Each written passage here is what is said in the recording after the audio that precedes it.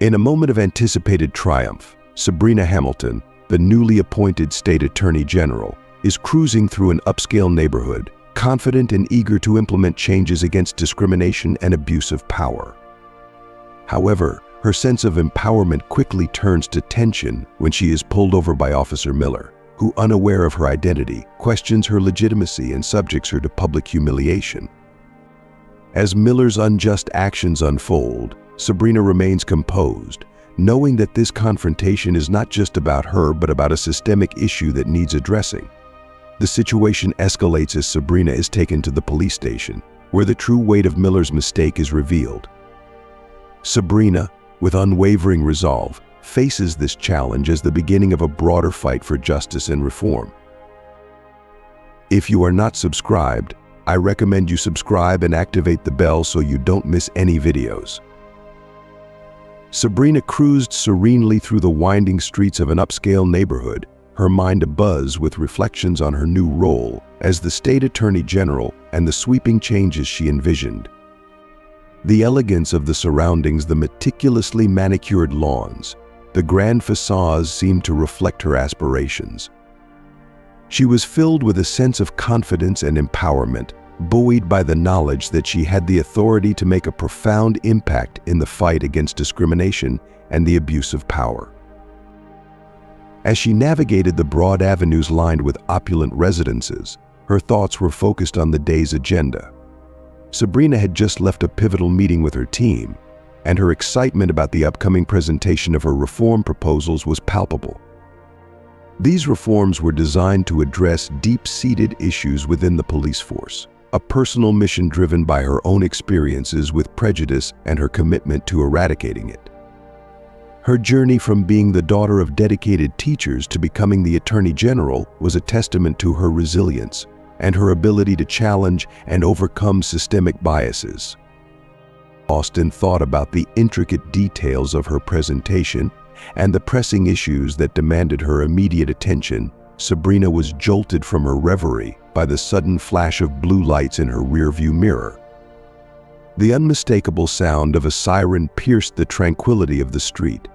Her initial reaction was one of disbelief. She was certain she had not violated any traffic laws. There was no speeding, no erratic driving. "It can't be for me," she muttered, a mix of disbelief and irritation in her voice.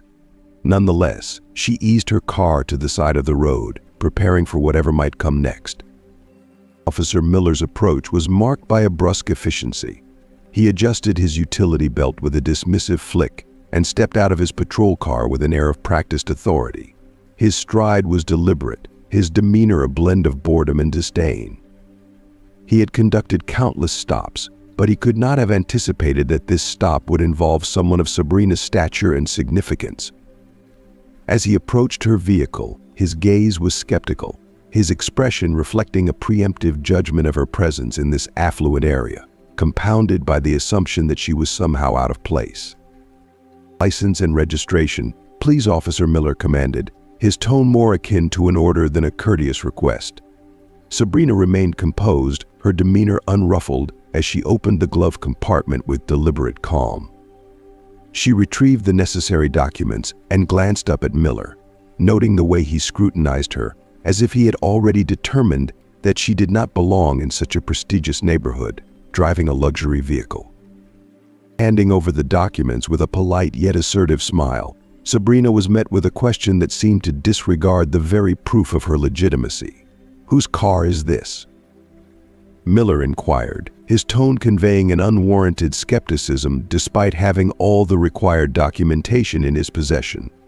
Sabrina's demeanor remained unshaken, her internal resolve steeled by the knowledge that this encounter was an unwelcome but manageable challenge. "Mine," Sabrina replied, her voice steady and resolute, yet devoid of any trace of arrogance. Miller halted abruptly, his gaze shifting to meet hers directly for the first time. The intensity of his stare, a blend of skepticism and disdain, sent a shiver through Sabrina. It was evident from his expression that he dismissed her words as inconsequential, already convinced that she had no claim to the vehicle. "And you expect me to believe that," he scoffed, his tone dripping with incredulity as he tossed the documents onto the passenger seat with a dismissive flick, treating them like worthless scraps. "Get out of the car now." Sabrina hesitated, a flicker of uncertainty crossing her mind. She knew all too well that this could quickly devolve into a dangerous situation, but she had limited options. With deliberate slowness, she exited the vehicle, her hands raised in plain view, a gesture she had learned to adopt from a young age when interacting with law enforcement. It was a protective measure, a constant reminder that she had to avoid giving any excuse for him to escalate the situation further. "Is there a problem, officer?" she inquired, striving to maintain a calm demeanor even as her heart pounded fiercely in her chest. Miller advanced towards her, ignoring her question with an air of deliberate disregard. His scrutiny was invasive and almost accusatory, his gaze sweeping over her from head to toe. Sabrina felt as though his eyes were not merely assessing but judging, seeking any flaw or indication that might substantiate his preconceived biases. "We received a report about a vehicle like this one being involved in some suspicious activity. Are you certain that these documents are authentic?" His eyes roamed over her as if searching for any sign of deception, any detail that might confirm his prejudiced suspicions. "They are mine," Sabrina asserted, meeting his gaze with unwavering confidence. "If you'd like, I can show you the vehicle registration." "I'm not interested in what you want to show," Miller retorted, a smirk playing at the corners of his mouth. He began to circle the car, his movements suggesting he was on the hunt for incriminating evidence, something that would validate his decision to stop her. "You seem pretty confident, but what's to guarantee that these documents aren't counterfeit? It wouldn't be the first time I've seen something like that." By now, a small crowd had gathered, drawn by the commotion. A man walking his dog, a woman with a stroller. Sabrina felt increasingly exposed, as though she were the subject of a public spectacle. Each gaze seemed to pierce through her dignity like a sharp blade. Despite the growing sense of humiliation, she maintained her composure, keeping her head high while Miller continued his invasive search. Miller's inspection of the car proved fruitless, yet he remained undeterred. He lifted the floor mats, rifled through the glove compartment once more, and flipped through documents with increasing frustration, as if expecting to unearth something damning. When he reached for Sabrina's bag, he emptied its contents onto the car's hood with a rough shove, scattering her items for everyone to see.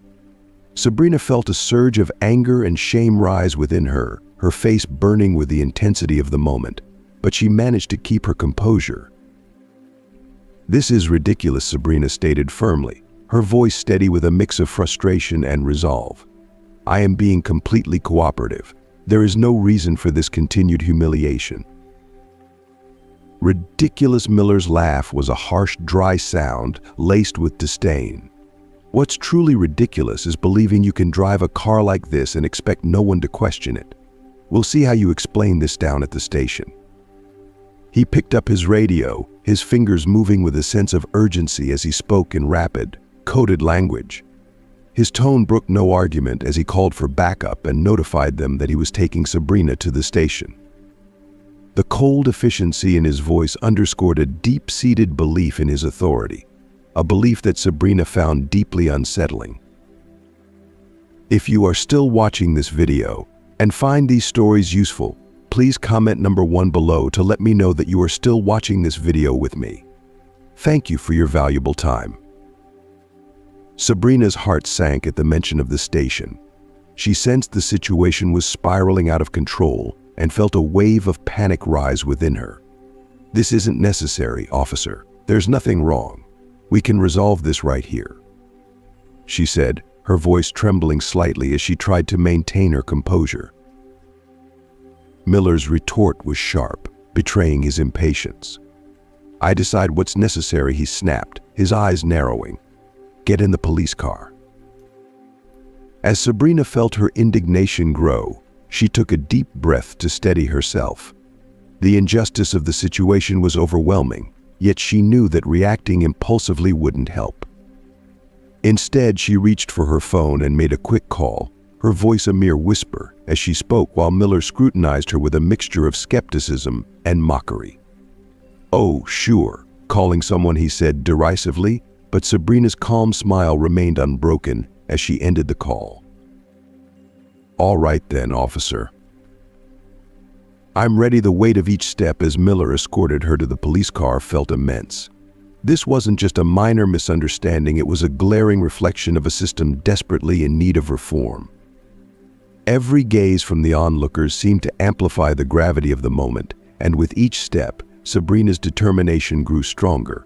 She knew that this was more than a personal battle, it was a broader fight against an entrenched system of prejudice and inequality. Inside the police car, Sabrina watched the familiar streets of her neighborhood pass by slowly, each one a reminder of the barriers she had yet to dismantle. The view was both comforting and disheartening, a juxtaposition of the everyday and the unjust. Miller, seated in the front, projected an air of superiority, his demeanor suggesting that Sabrina was merely another black woman who needed to be put in her place. His attitude was a painful reminder of the broader societal issues that she was confronting. When they arrived at the station, Sabrina was ushered inside with brisk efficiency. She walked through the sterile, unwelcoming halls with an unruffled calm, despite feeling the heavy weight of scrutiny on her shoulders. Miller led her to a small interrogation room, the sound of the door locking behind her resonating with a finality that made her heart race. "Sit down," he ordered curtly, gesturing to a metal chair in front of a worn table that seemed to embody the drudgery of countless similar encounters. Sabrina took her seat with deliberate calm, folding her hands on the table. She watched Miller prepare to fill out a form, his occasional glances at her filled with a mix of curiosity and disdain. To him, this was just another routine day, another suspect to process, a mere blip in his daily grind. He failed to see the deeper implications of his actions and the personal struggle it represented for Sabrina. "Full name?" he asked, still absorbed in his form. "Sabrina Hamilton," she answered, her voice steady despite the turmoil inside. The name seemed to momentarily pierce through Miller's preoccupation, but he quickly returned to his task, too wrapped up in maintaining his facade of authority to notice the significance of the moment. As Miller continued with his paperwork, the door to the room swung open abruptly. The police chief entered, accompanied by other high-ranking officers. The shift in the room's atmosphere was palpable, and Sabrina maintained her composure, even as she felt the weight of every eye upon her.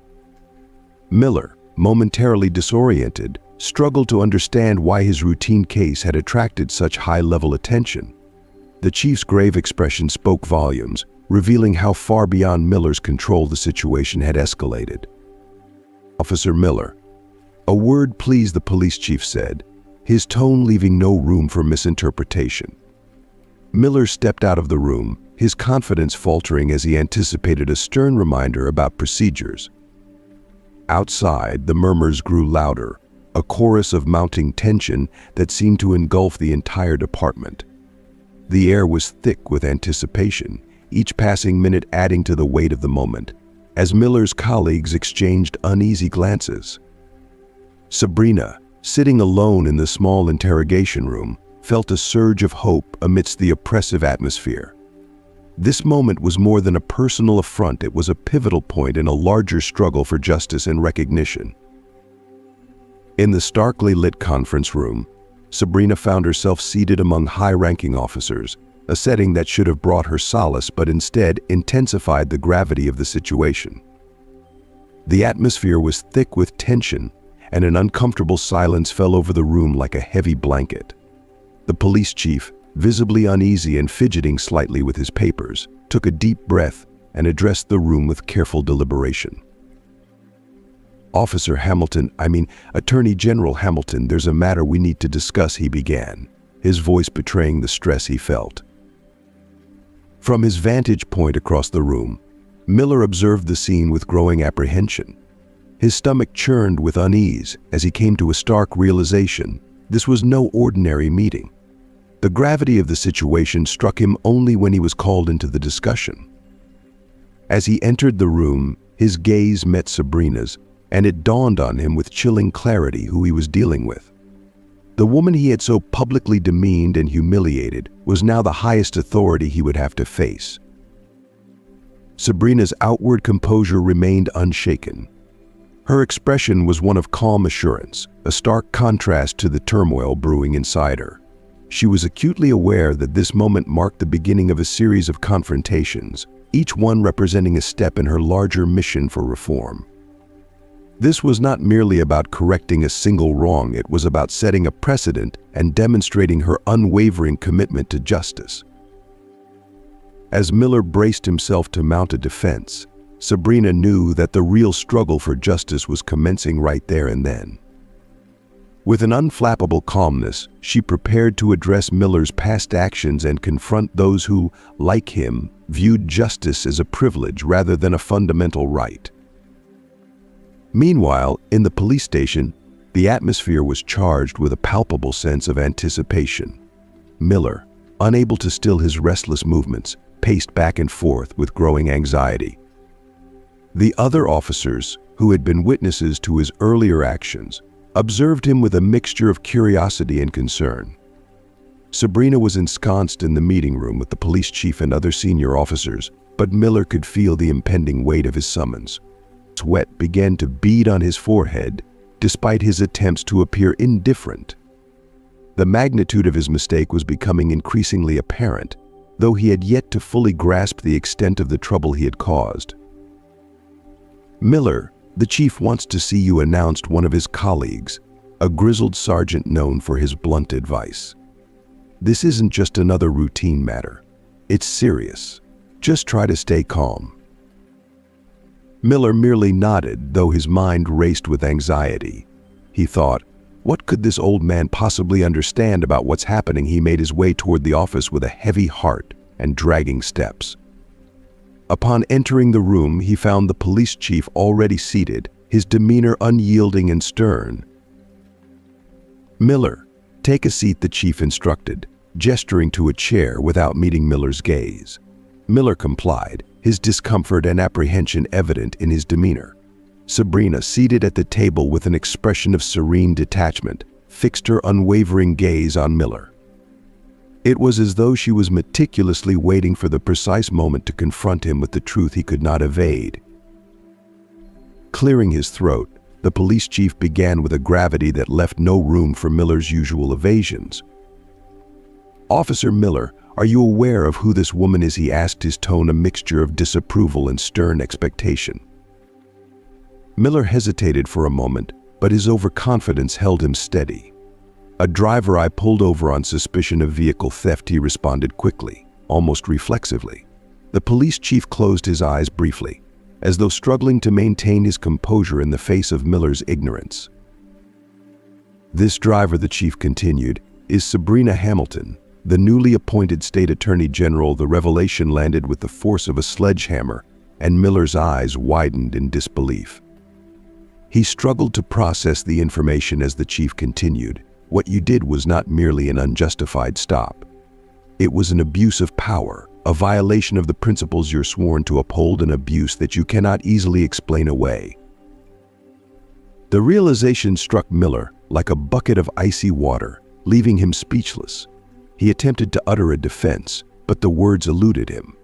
Sabrina, who had remained silent until now, finally spoke with a measured but piercing tone. "Officer Miller, do you have any idea what it feels like to be invisible? To be treated as if your dignity is worthless? I grew up confronting that very reality, and I vowed to myself that I would fight to change this unjust world for others." With her words hanging heavily in the air, Sabrina made it clear that this was not just about a personal affront, but a significant step toward ensuring justice for all. She paused deliberately, letting the silence linger as Officer Miller processed her words. "And today you've provided me with a stark example of the very behavior I'm committed to eradicating," Sabrina continued, her voice measured but resolute. Miller's face flushed with a deep, uncomfortable heat. He was all too familiar with such encounters, having witnessed his father navigate similar situations with the assurance that he would always emerge unscathed. But this time was different. He found himself facing a woman he had tried to diminish to a mere stereotype, a woman who now wielded the power to upend his career. The police chief stepped in, attempting to mediate, though his tone betrayed the fragility of Miller's position. If you are still watching this video and find these stories useful, please comment number 2 below to let me know that you are still watching this video with me. Thank you for your valuable time. Attorney General Hamilton, we are prepared to fully cooperate with your investigation, the chief declared, his voice laced with authority. Officer Miller will be suspended immediately as we conduct a thorough review of today's events. He paused, his gaze icy as he turned to Miller. Let this serve as a stern warning to everyone: such behavior will no longer be tolerated under any circumstances. Miller attempted to protest, but Sabrina's voice cut through his objections with calm but unwavering firmness. I'm not here to dismantle your career, officer. My purpose is to educate and reform the system. Your actions today were egregious, but you have a choice going forward. You can either confront and correct your prejudices or continue to be complicit in perpetuating the problem.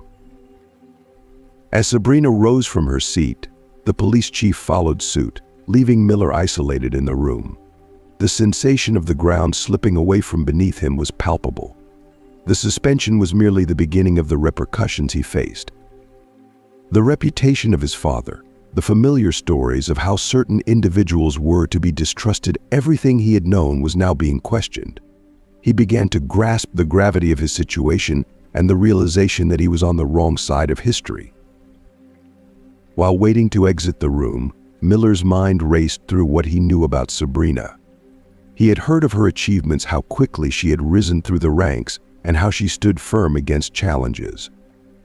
Yet he had never connected the name to the determined individual now confronting him. The stories he had heard now seemed to align painfully with the reality he faced. Outside, Sabrina walked to her car with a purposeful stride. She understood that this incident was merely the opening salvo in a protracted struggle. The battle was not solely about Officer Miller, but about the numerous others like him she would encounter. There was a vast amount of work ahead, but she had taken a significant first step that day. The sting of her humiliation would be transformed into the driving force for the transformative changes she was resolute in making. Back at the station, a palpable discomfort hung in the air. Officers huddled in hushed conversations, some bewildered by how Miller had ended up in such a compromising situation, while others likely reflected on their behaviors and the safety of their conduct. Sabrina knew that to instigate systemic change, she would need to tackle the entrenched prejudices head-on. Exposing flaws, challenging deeply rooted biases, and re-educating those willing to listen would be essential steps in her mission.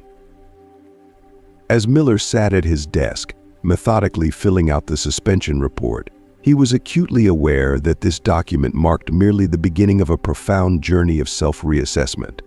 For the first time, he allowed himself to truly reflect a practice he had long avoided. The gravity of his actions began to sink in, accompanied by the realization that he, along with many others in his position, was in desperate need of change. The recognition of this need was uncomfortable but undeniable, and it marked a turning point for him.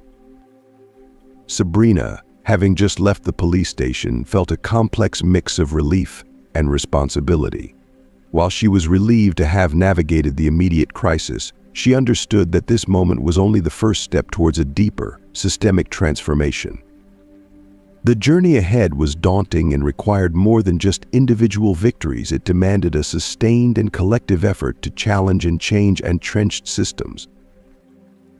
Meanwhile, Miller found himself alone in a stark, empty room, the suspension form lying before him like a symbol of his missteps.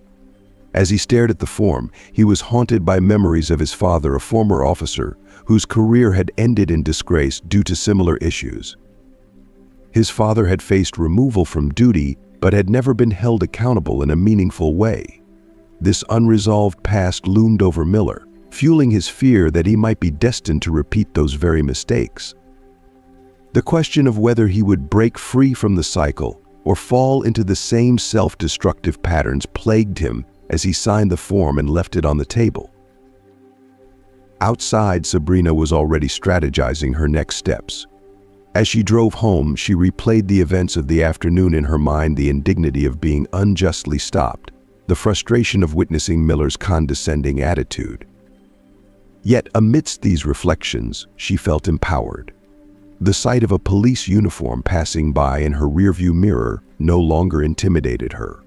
She had found her voice, her sense of self-worth, and her resolve to stand up against injustice. The following day dawned overcast and heavy, mirroring Sabrina's mood as she settled into her office. The reports her team had compiled on police misconduct were stacked in front of her, a formidable mountain of evidence representing countless lives impacted by systemic injustice. Each document was a reminder of the urgent need for reform, a task she was now determined to address. That morning, as Sabrina sifted through the reports, one name repeatedly surfaced, a name she never anticipated encountering in her current role: James Miller. The name was connected to a long-buried case involving his father, a former police officer implicated in corruption and racial discrimination. Despite the gravity of the accusations, the case had been shelved years ago due to a lack of concrete evidence. At the time, Sabrina, still new to her role, had been among those who had to close the case, never imagining it would resurface to impact her present work. Reading through the reports, Sabrina felt a heavy weight in her chest as she recognized the same troubling attitudes in Miller's behavior that had surfaced in his father's case. The similarities were striking, revealing a pattern of impunity and inherited prejudice. The documents seemed to pulsate with the gravity of their content, reminding her of the systemic issues she had once been powerless to confront. The realization that Miller's actions were not merely the result of personal failings but part of a broader, systemic issue illuminated the depth of the challenge ahead. Sabrina knew that addressing these issues required more than just policy changes. It demanded a deep, systemic overhaul.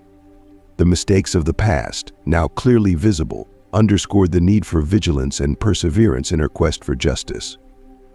She was more determined than ever to ensure that the cycle of impunity and prejudice was broken, starting with the reform she was committed to implementing. Sabrina closed her eyes and took a deep, steadying breath, the weight of the moment pressing heavily on her chest. She knew that this situation was far more than just an opportunity to seek justice for herself. It was a pivotal moment to challenge a deeply entrenched systemic problem that had been festering for generations. It was a chance to confront an issue that transcended individual misconduct and spoke to a broader need for reform. With renewed resolve, she picked up her phone and scheduled an urgent meeting with her team. The time for reform had arrived, and it could not be postponed any longer. Hours later, Miller remained mired in his thoughts at the police station, his usual confidence replaced by a gnawing uncertainty. The weight of the stares and whispered conversations that followed him through the corridors was palpable, a stark contrast to the admiration he had once received. The respect he once commanded had dissipated, leaving him as a cautionary tale, an example of what went wrong when authority was abused. The realization that he had become the very embodiment of what he had once scorned was both humiliating and deeply unsettling. "Miller, the chief wants to see you again," the sergeant said, his voice tinged with an expression that mingled pity with reproach. "Good luck, buddy." Miller simply nodded, his heart heavy, as he trudged toward the chief's office. Each step felt like a weighty reminder of his faltering decisions and the consequences they had wrought. As he entered the office, he found himself face to face with the chief, Sabrina, and members of the ethics committee. Their collective gaze was piercing, and Sabrina's eyes, in particular, held a chilling clarity and resolve that Miller had never witnessed before. "Officer Miller, we've uncovered some troubling information about your behavior and your family connections," the chief began, his voice grave and commanding. Miller's breath hitched, and he felt a sudden rush of fear as the reality of the situation began to crystallize. He could sense the enormity of what was about to unfold, but he struggled to muster any defense against the weight of the truth that Sabrina was poised to reveal. "What do you mean?" Miller asked, his voice cracking despite his attempt to maintain composure. The tremor in his voice betrayed the fear he felt as he braced himself for the inevitable revelation. Sabrina did not hesitate. She pulled out a file and took charge of the conversation with an unwavering firmness that left no room for ambiguity. "Officer Miller, your father was investigated years ago for actions that went far beyond mere police misconduct, corruption, abuse of power, racial discrimination. These are behaviors that were passed down to you and are now manifesting in your actions as an officer," she declared. Her voice was resolute, her words cutting through the room with a piercing intensity. Miller felt a surge of heat flood his face, his mind racing to reconcile the image of his father as his hero, the man who had instilled in him a sense of duty and order, with the grim reality Sabrina was presenting. He had always viewed his father's teachings as lessons in discipline and respect. The realization that what he had perceived as a legacy of honor was, in fact, a perpetuation of prejudice and abuse, was a bitter pill to swallow. The shock of this revelation left him grappling with a profound sense of betrayal and self-doubt, as the ideals he had long revered were exposed as part of a destructive cycle he had unwittingly continued. "My father," Miller began, but the words caught in his throat. He grappled with an inability to justify the harsh truths Sabrina was laying bare. He knew his father had been entangled in complex situations, but he had clung to the narrative his father had spun that the issues were merely political persecution, not the consequences of his father's actions. "Officer Miller, the behavior you exhibited yesterday is not an isolated incident, but a reflection of the patterns you've been taught to follow," the police chief stated with a stern tone. "We can no longer ignore these patterns. You will be placed on administrative leave while we conduct a thorough investigation into your past actions and history." If you are still watching this video and find these stories useful, please comment number 3 below to let me know that you are still watching this video with me. Thank you for your valuable time. As the police chief's words settled in, Sabrina rose from her seat, her approach to Miller marked by a blend of disappointment and resolute determination. "I'm not here to ruin your life, Miller," she said, her voice steady but firm. "I'm here to break the cycle that perpetuates these injustices. Your father had an opportunity to change, and he failed to seize it. Now, you stand at the same crossroads." She paused, her gaze unyielding as it locked onto Miller's. "What you do with this chance is entirely up to you." Miller bowed his head, feeling the weight of profound humiliation. He reflected on his father, viewed by many as a misunderstood hero, and how he had blindly followed in those footsteps. Now he faced a pivotal choice. He had never anticipated: to acknowledge his family's failings and strive for change, or to persist down the same self-destructive path that had led him here. The meeting concluded with Miller signing his administrative leave papers, his hands trembling as he clutched the pen. As he exited the room, the hallway stretched out before him, each step resonating with the reality of his lost respect and shaken confidence. Outside, the sun began to pierce through the clouds, but Miller felt unprepared to embrace the light. He knew a lengthy journey lay ahead, a journey that required him to confront not only the system he had helped perpetuate, but also the distorted teachings he had received since childhood. Outside the station, Sabrina took a deep breath, a sense of cautious optimism accompanying her. The day's battle had been won, but the larger struggle was far from over. She understood that many others like Miller would be waiting for her at every turn, in every office. Yet Sabrina now carried with her a newfound certainty that the past did not have to dictate the future. Each confrontation was an opportunity to alter the course of history, and she was resolute in her mission. As Sabrina navigated the busy city streets, she was keenly aware that her path was fraught with challenges. But she was committed to her cause, recognizing that justice is not solely about punishment, it's about offering chances for redemption, fostering growth, and providing new beginnings. In the days following Miller's suspension, he experienced a silence and discomfort he had never anticipated. It wasn't just the burden of his mistake, but a profound sense of being adrift in a sea of uncertainties and self-questioning he had never allowed himself to confront. He became acutely aware of how his colleagues now viewed him as a cautionary tale rather than a peer. The sensation of being under constant scrutiny made the air feel oppressive and difficult to breathe. The police station, once a sanctuary, now felt like a confining prison, a stark reminder of the personal and professional isolation he faced. Sabrina, on the other hand, was fully engrossed in the monumental task of reforming her department. She understood that merely suspending Miller was a superficial measure and would not bring about the deep-seated changes required. The real challenge lay in transforming entrenched mindsets and cultivating an environment where prejudiced attitudes like Miller's were no longer tolerated. She envisioned a department where every officer was held accountable not only for their actions, but also for the broader impact of those actions on the community. To address this, Sabrina launched a comprehensive series of mandatory training sessions for all officers.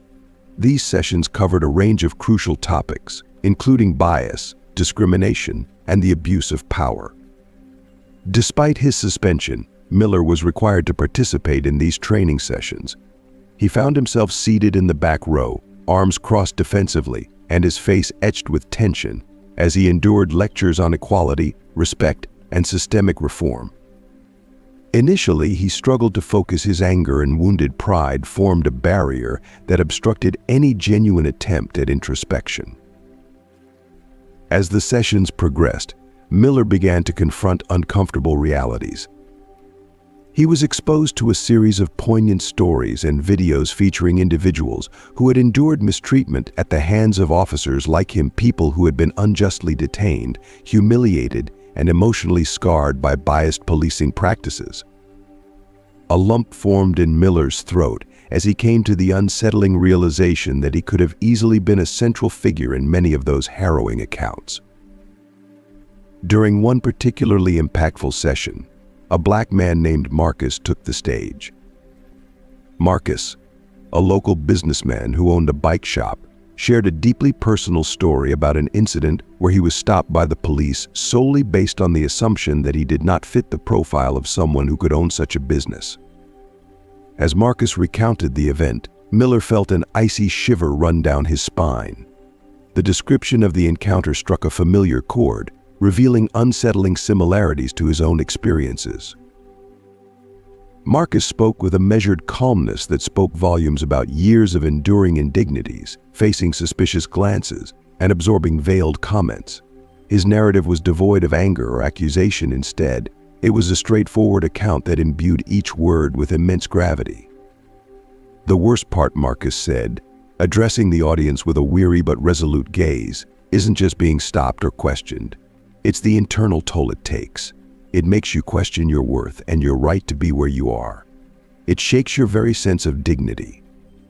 Miller, sitting in the back, found himself unable to maintain eye contact. For the first time, he allowed himself to reflect, not only on his actions, but on the potential harm those actions might have inflicted. He thought back to Sabrina and the calm demeanor she had maintained even as he had treated her with undue suspicion. He imagined the emotional turmoil she must have experienced, knowing she was law-abiding yet being subjected to his scrutiny. This was the first moment he truly attempted to walk in another's shoes, and it left him feeling profoundly uncomfortable, in a way he found difficult to process. Following the training sessions, Sabrina made it a point to reach out to Miller, providing him with an opportunity to discuss his reflections and emotional responses to what he had learned. Initially, Miller was reluctant to engage, but he eventually agreed to have a conversation with her. During their discussions, Miller openly admitted to Sabrina that he had never fully grasped the broader implications of his actions. He confessed that his focus had been so narrowly fixed on his position and sense of authority that he had failed to recognize the wider impact of his behavior. Sabrina listened empathetically, offering him a non-judgmental space to articulate his realizations, understanding that meaningful change often begins with genuine acceptance and self-awareness. One day, With his voice barely above a whisper, Miller said to Sabrina, "I'm truly sorry for what I've done. I now see that I've been a part of a system that perpetuates the very injustices I thought I was fighting against." Sabrina nodded thoughtfully. Apologies are merely the beginning of the journey towards redemption. True change is measured by our actions, by the sincere efforts we make to correct our wrongs and to forge a path towards a more just and equitable future. While we cannot alter the past, we have the power to influence and shape what lies ahead. Miller's path to redemption was fraught with uncertainty and challenge. The damage he had inflicted was substantial, and no amount of training or heartfelt apologies could undo the consequences of his past actions. Yet he was determined to make amends. He threw himself into his work with renewed vigor, actively engaging with community leaders, participating in outreach programs, and immersing himself in the ongoing reform efforts. It was a grueling and demanding process, but Miller was resolved to transform his experience into a valuable lesson for others and to make a meaningful, tangible difference in the community. As Sabrina continued her efforts, she understood that achieving systemic change was a marathon, not a sprint. Each small step forward, each officer who began to grasp the profound impact of their actions, represented a significant victory. Although erasing the pain and mistakes of the past was impossible, she was committed to constructing a future where such injustices would no longer be tolerated or accepted. Together, Sabrina and Miller faced the formidable challenges ahead, united in their mission to build a police department grounded in the principles of justice, integrity, and respect for all individuals. It was an arduous undertaking, demanding unwavering dedication, but both were determined to see it through to fruition. Sabrina's visit to the facility was prompted by her desire to understand the deeper roots of Miller's behavior, and it was laced with both curiosity and caution. She recognized that speaking with James, who had been a highly controversial and influential figure in Miller's past, could offer crucial insights. However, she was also wary that the encounter might dredge up painful memories related to the old case. James was seated in a wheelchair, gazing out at the garden with a look of distant contemplation when Sabrina arrived. He observed her with weary eyes, yet there was a flicker of his former authority in his gaze. Sabrina introduced herself, and although James appeared taken aback, he acknowledged her presence with a nod. "I know who you are," James rasped, his voice barely audible. "The new Attorney General. I've heard about what happened with my son." Sabrina took a seat beside him, allowing a moment of silence to settle before she spoke. "I'm here because I want to understand the origins of this situation and how we can put an end to it. What happened to your son is not an isolated incident. It's part of a broader cycle that must be broken." If you are still watching this video and find these stories useful, please comment number 4 below to let me know that you are still watching this video with me. Thank you for your valuable time. James gave a soft, bitter chuckle. "Cycle? This is a problem that's older and deeper than you realize. The system was designed this way, and changing it won't be easy." Sabrina met his gaze with steady resolve. "Perhaps not all at once, but I am committed to doing everything in my power to ensure that the next person in Miller's position does not repeat the same mistakes. If I can start by addressing the issues surrounding your son, then I will." James turned his gaze back to the garden, a profound silence enveloping them. He seemed lost in reflection, perhaps reminiscing about his days of authority, when his word was final and unchallenged. Now, in the quiet confines of the nursing home, he was reduced to an old man grappling with the weight of his actions. "Do you think my son is worse than I was?" James finally asked, his voice tinged with a mix of regret and resignation. "I believe he has the potential to be better," Sabrina responded, rising from her seat to leave, "and I hope he seizes that chance."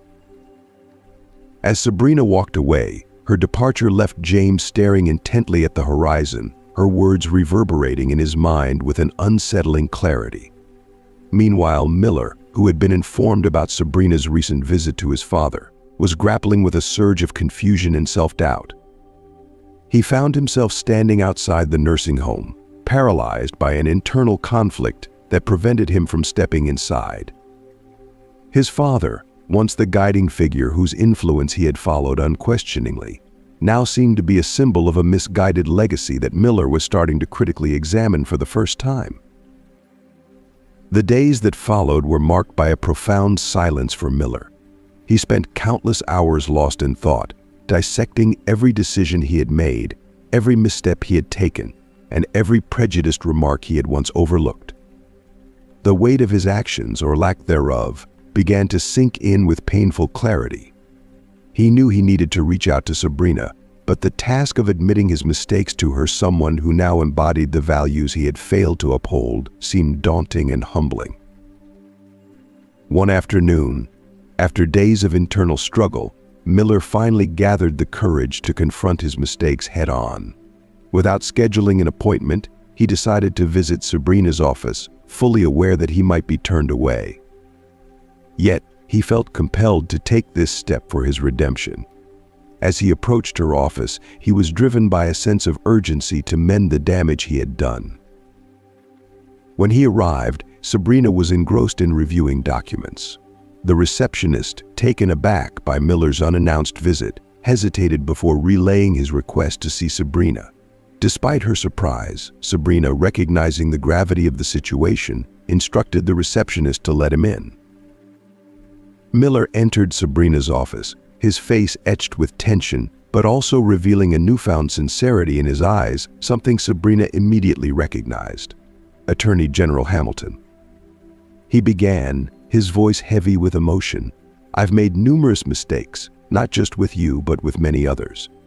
I was raised to believe that my position entitled me to always be right and to treat people as I saw fit. I now see how fundamentally wrong that belief was." Sabrina observed him closely, weighing his words. "Acknowledging one's mistakes is never easy, Miller. What truly matters is what you choose to do moving forward. Perfection is not the goal, rather, it's the willingness to strive for improvement and to act with integrity."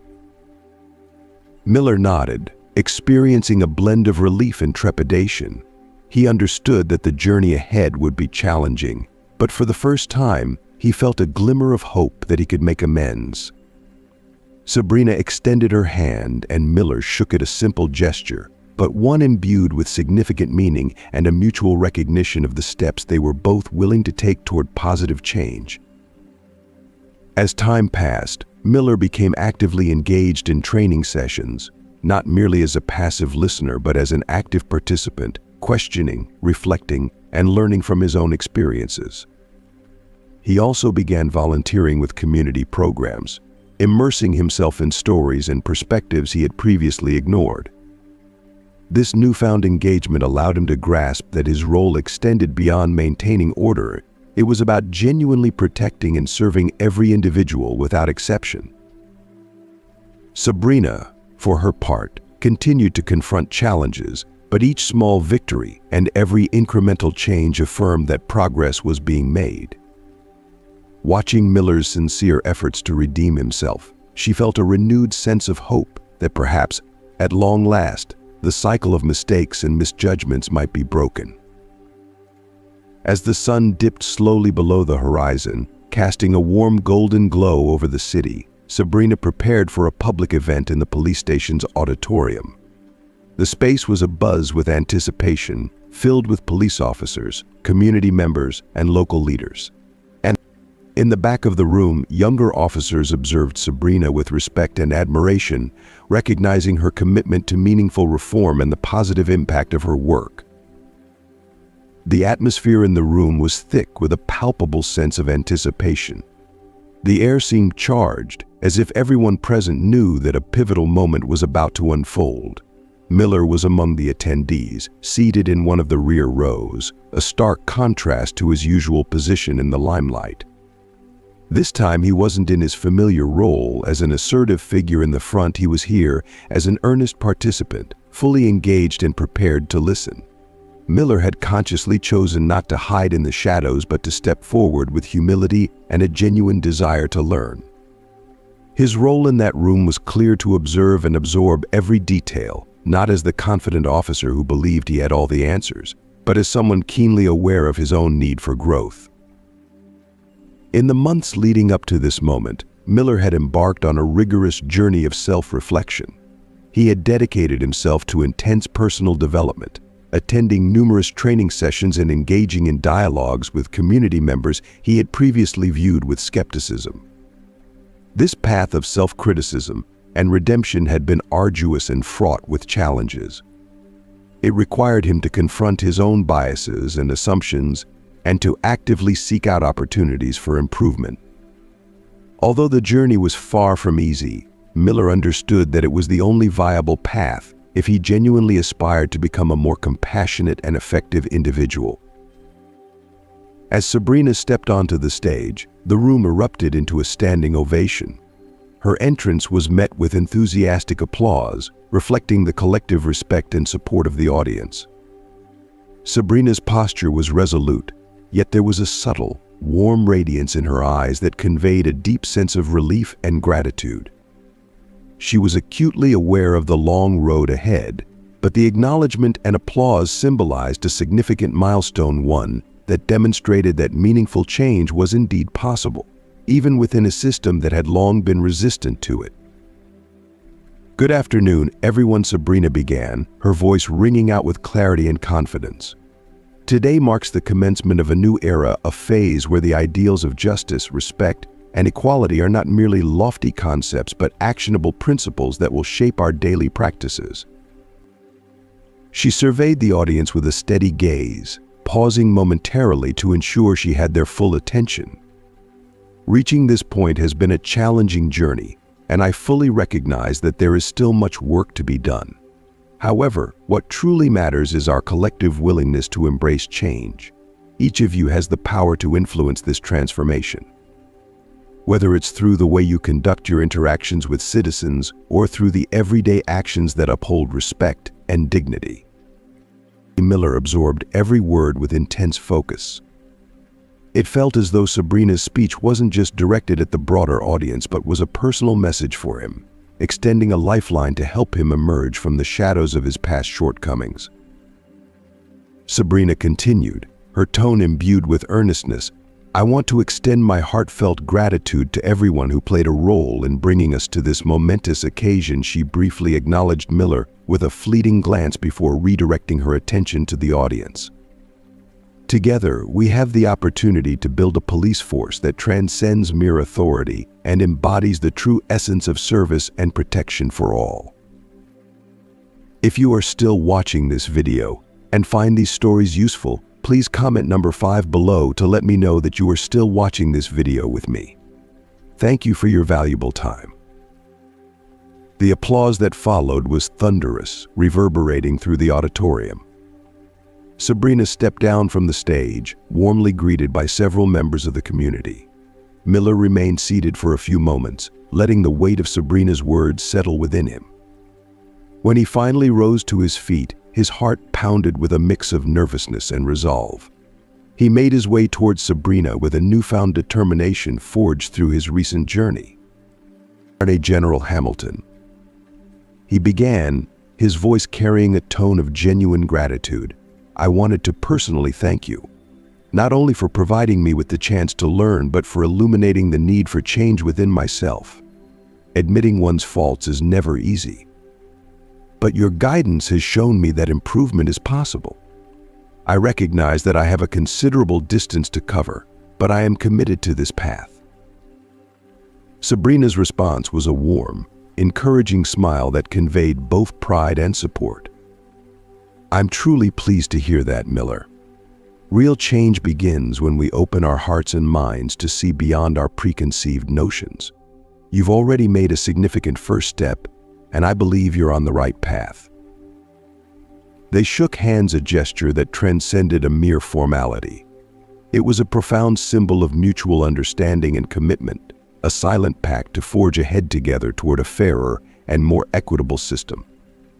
This handshake represented more than a simple greeting. It was a declaration of their shared dedication to effecting meaningful change. Miller understood that he could not erase the mistakes of the past, but he was resolute in his determination to build a future that honored the opportunity for redemption that Sabrina had offered him. In the days that followed, the transformation began to take shape.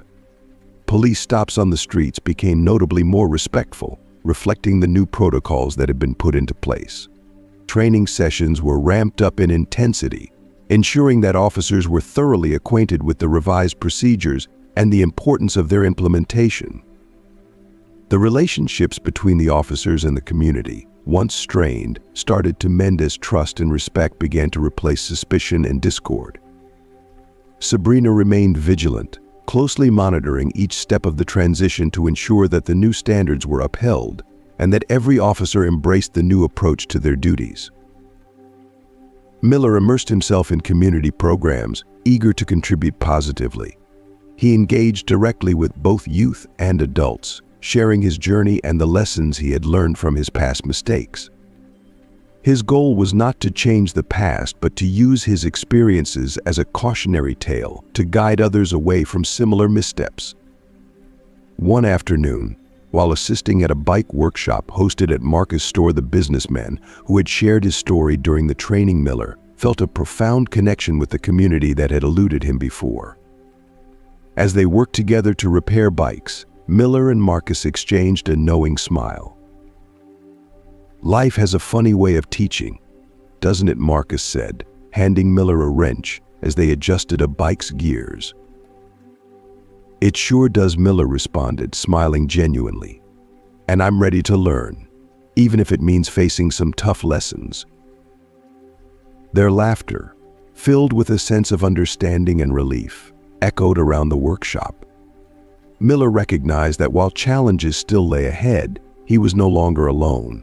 He was surrounded by individuals who were eager to support him, just as he was committed to helping others. Meanwhile, Sabrina continued her relentless pursuit of justice. She understood that her mission was far from over, and each small victory was a testament to her dedication and to those who, like her, believed in the power of change. From her office window, she gazed out over the city, the lights below sparkling like beacons of hope. It was clear to her that hope was a formidable force, one capable of illuminating even the darkest corners. Though the road ahead was long and fraught with challenges, the journey had commenced, and that marked the most crucial step of all.